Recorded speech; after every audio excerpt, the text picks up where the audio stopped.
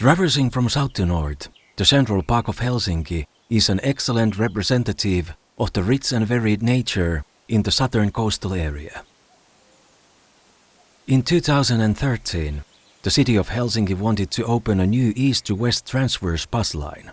The challenge was that the line was planned to go through the Central Park. Instead of building a road through the highly valued nature area, it was decided to build a tunnel under the area, leaving the woods untouched. The 1,146-meter-long tunnel provides a fast and reliable public transportation route with minimal disruption to the natural parkland above, preserving forest, animal habitats, and recreation areas.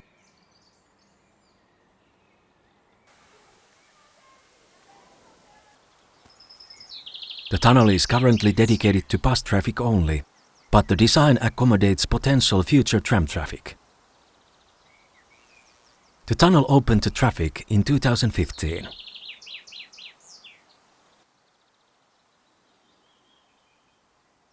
The Paloheina Tunnel shows Rockplan's art of design.